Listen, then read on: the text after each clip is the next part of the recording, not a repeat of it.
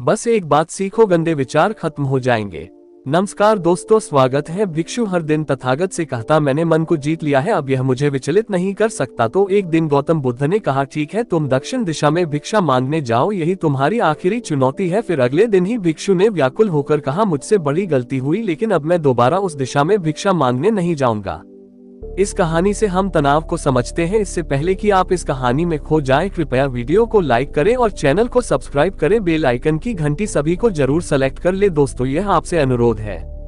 ये कहानी शुरू होती है जब एक बड़े प्रदेश का राजकुमार अपना राजमहल सब कुछ त्याग कर बौद्ध संघ में शामिल हुआ। शुरुआती दिनों में नए भिक्षु ध्यान करना सीखते, इसके साथ साथ गौतम बुद्ध उन्हें भिक्षा मांगने भेजते ताकि भिक्षुओं का अहम कमजोर हो और उनका व्यवहार विनम्र हो जाए। संघ में आने के कुछ समय पश्चात राजकुमार भी भिक्षाटन पर जाने लगा। शुरू में सब ठीक था, लेकिन कुछ ही दिनों में घटना घटी जिस कारण राजकुमार विचलित हो गया और उसने भिक्षाटन पर जाने से मना कर दिया।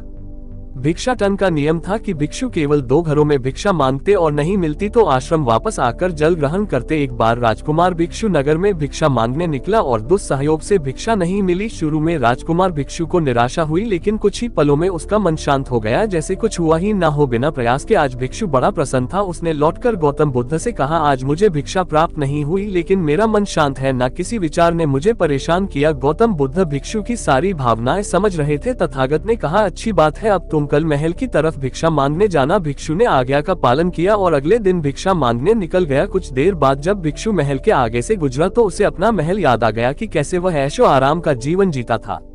भिक्षु ने सोचा, महल में खाने को स्वादिष्ट पकवान मिलते और सेवा करने को कई नौकर होते और सभी प्रकार के सुख मिलते। ऐसा सोचते सोचते भिक्षु के मन में इच्छा हुई कि आज बढ़िया भोजन मिल जाए। तभी भिक्षु सचेत हो गया कि यह सब अतीत की स्मृतियां हैं और मैं केवल इन्हें देख रहा हूँ। पुरानी यादों के ताजा होने से मन में कुछ इच्छाएं प्रकट हो रही हैं, ये भी मैं केवल देख रहा हूँ। अगर मैं इन शारीरिक इच्छाओं को पूरी करने की लालसा रखूं तो मैं मन की शांत और यह जागृत अवस्था खो दूंगा। भिक्षु ने महसूस किया कि जब जब हम स्वयं को 2 कदम आगे ले जाते हैं, चेतना का स्तर ऊपर उठाते हैं, तब मन इस प्रकार के खेल खेलता है। जब हम मन को शांत करने लगते हैं तब मन हमें बेचैन करने की पूरी कोशिश करता है। भिक्षु ये सोचकर बहुत खुश हुआ क्योंकि आज उसने आत्मचिंतन से मन के बारे में गहरी समझ और सूक्ष्म दृष्टि प्राप्त कर ली। भिक्षु ने आश्रम आकर गौतम बुद्ध को सारी बात बताई और कहा, तथागत, आज मुझे आपकी कृपा से सूक्ष्म दृष्टि प्राप्त हुई। मन हमें बार बार इच्छाओं में उलझाना चाहता है।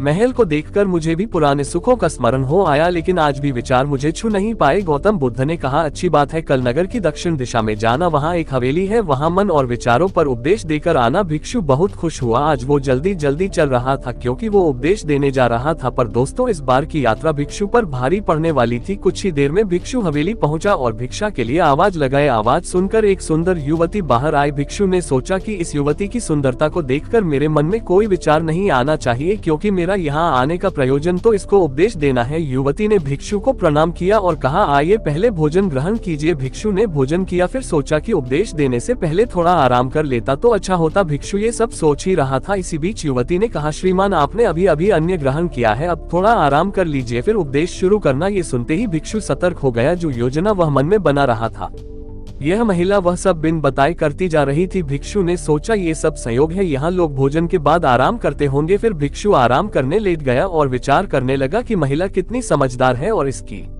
सुंदरता बेजोड़ है। अगर मैं राजकुमार होता तो ऐसी ही स्त्री के साथ विवाह करता। भिक्षु के मन में ऐसे ही कुछ विचार चल रहे थे। इतने में युवती फिर से आए और बोली, अगर आप राजकुमार होते तो मुझे उपदेश कैसे रहते? भिक्षु जी, आप तो मुझे उपदेश देने आए थे ना? युवती का इतना कहते ही भिक्षु को स्पष्ट हो गया कि युवती तो मन पढ़ सकती है। भिक्षु घबरा गया और हाथ जोड़कर पूछा, क्या आप मेरा मन पढ़ सकती है? युवती ने कहा, क्षमा कीजिए, ध्यान करते करते मेरा मन शांत हो गया है, इसलिए बड़ी आसानी से मुझे दूसरों के विचार अपने आप महसूस हो जाते हैं, उनकी भावनाएं समझ आ जाती हैं। जब भिक्षु ने सुना तो उसके पैरों तले जमीन सरक गई। फिर बिना कुछ बोले भिक्षु तत्काल आश्रम की ओर चल पड़ा। रास्ते में चलते हुए भिक्षु का दिमाग फटा जा रहा था, उसकी बेचैनी बढ़ गई थी। भिक्षु खुद को कोसने लगा कि मेरे मन में युवती के लिए ऐसे विचार क्यों आ रहे थे? उसने मेरे बारे में क्या सोचा होगा? अगर यह बात लोगों को पता चलेगी तो लोग भिक्षुओं और संघ के बारे में क्या सोचेंगे? आज भिक्षु बहुत लज्जत महसूस कर रहा था और वह थोड़ी ही देर में आश्रम पहुंच गया। जब भिक्षु गौतम बुद्ध के सामने पहुंचा तो तथागत ने देखा कि उसके चेहरे की रौनक जा चुकी है, दोनों कंधे झुके हुए थे। भिक्षु ने बुद्ध से कहा, अब मैं कभी भिक्षा के लिए नहीं जाऊंगा। तथागत ने कहा, पहले आराम से बैठो, फिर मुझे बताओ कि तुम्हारी चाल में इतनी थकान क्यों है?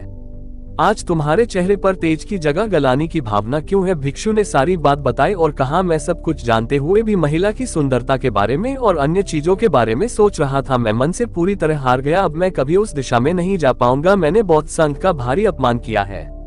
गौतम बुद्ध ने कहा, सबसे पहली बात, परेशानी को बड़ा चढ़ाकर मत सोचो। अगर कुछ बुरा हो जाए तो एकदम से यह मत सोचो कि सब खत्म हो गया। बिना सोचे निष्कर्ष पर मत जाओ। दूसरी बात, ध्यान दो कि कहीं तुम नकारात्मक विचारों के साथ अतिशयोक्ति करने वाले शब्दों का प्रयोग तो नहीं कर रहे। जैसे, मैं हमेशा हारता हूँ, जीवन में कुछ नहीं बचा, मैं मन से पूरी तरह हार गया, मेरे साथ कोई नहीं है। क्योंकि ऐसा करने से मन अति भावुक और विचलित हो जाता है और नकारात्मक विचारों के चक्र में फंसा रहता है। तथागत के शब्दों से राजकुमार भिक्षु के मन को सांत्वना मिली। भिक्षु ने पूछा, अगर मैंने अपने मन को जीत लिया था तो फिर मन ने मुझे परेशान क्यों किया? गौतम बुद्ध ने कहा, सबसे पहले ये समझो कि विचार पैदा कैसे होते हैं। पहले बाहर कुछ हुआ, फिर उस घटना के प्रति अंतर्मन ने प्रतिक्रिया की। इस कारण शरीर में भावना या सनसनी पैदा हुई। फिर इस सेंसेशन या फीलिंग के प्रति तुम्हारे सचेत मन ने यानी कॉन्शियस माइंड ने प्रतिक्रिया की। इस आखिरी स्टेप को हम विचार कहते हैं। गौतम बुद्ध कहते हैं कि हम खुद विचारों को ये शक्ति प्रदान करते हैं। जब आप जजमेंट और सही गलत के टैग लगाकर विचारों को देखते हो तो उनके प्रति रिएक्ट करने लगते हो। एक विचार के साथ अन्य विचार भी सोचने लगते हो। जब तक आप खुद को जज करोगे तब तक मन आपको नीचा दिखाकर हावी होता रहेगा। भिक्षु ने पूछा, फिर मन शांत कैसे होगा? गौतम बुद्ध ने कहा, अगर विचार है तो शरीर में भावना भी महसूस हो रही है, क्योंकि हर विचार भावना के साथ प्रकट होता है। अगर आप अश्लील विचार महसूस कर रहे हो तो इसका मतलब है कि शरीर में एक भावना यानी सेंसेशंस भी महसूस हो रहे हैं और फिर आप उसके बारे में सोच रहे हो या रिएक्ट कर रहे हो। और इसी बात में मन को शांत करने का तरीका छपा है। हर विचार को देखना कठिन है क्योंकि विचारों का वेग तेज है, लेकिन शरीर में महसूस हो रही भावना यानी सेंसेशंस को देखना आसान है क्योंकि ये देर तक बनी रहती है। अगर इन्हें बिना जजमेंट के सही गलत का मतलब लगाए सिर्फ देखा जाए तो ये गायब भी हो जाती है। तब मन के पीछे जो शांति है वो प्रकट होती है और उस शांति में एहसास होता है कि मन हमारा कुछ नहीं बिगाड़ सकता। हमारा अंतर्मन कैसे ठीक होता है? नॉन जजमेंट से। अगर हम किसी भी इंसान या घटना या फिर अपने मन को बिना जजमेंट के देखते हैं तो मन के साथ साथ अंतर्मन अपने आप स्वस्थ और शांत होने लगता है। अगर तुमने मात्र ये देखा होता कि इस औरत के प्रति विचार केवल मेरे अंतर्मन के रिएक्शन के कारण है और यह मैं केवल देख रहा हूँ, मन में बहुत कुछ चल रहा है लेकिन मैं सांस के प्रति सचेत हूँ,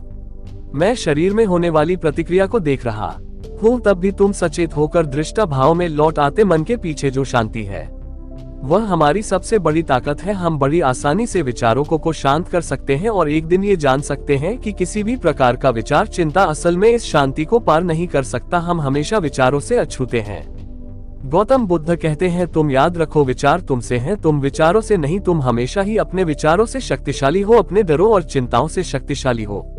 तुम अगले 7 दिन युवती के घर भिक्षा मांगने जाओगे और ध्यान रखना, अपने विचारों को जज मत करना। अच्छे बुरे विचार केवल तुम्हारा द्वार खटखटाते हैं। तुम केवल इतना याद रखना कि तुम वह शांति हो जिसमें सब प्रकट हो रहा है। अगले दिन भिक्षु पूरे मार्ग जागृत होकर चला। महिला के घर जाने से पहले थोड़ी घबराहट हुई, लेकिन भिक्षु दृष्टा भाव में बना रहा। विचारों को, शरीर में उठ रही भावनाओं को, डरों को, गिल्ट को, सबको बस देखता रहा। जब वापस लौटा तो वह पूरी तरह शांत था। आज उसमें मैंने मन को जीत लिया है, यह अहंकार भी नहीं था। आज उसने सही मायनों में मन को पार कर लिया था। दोस्तों, आज की वीडियो कुछ आपको पसंद आए हो तो वीडियो को लाइक कर देना, चैनल को सब्सक्राइब कर देना।